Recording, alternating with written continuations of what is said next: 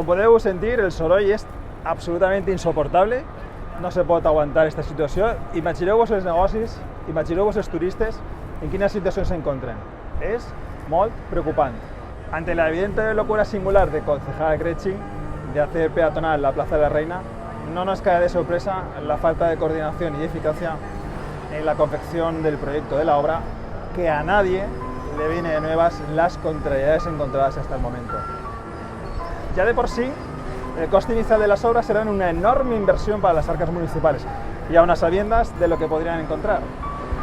Llevan adelante las obras y ahora nos vienen como de sorpresa que las mismas se retrasan y se incrementan significativamente con un sobreprecio.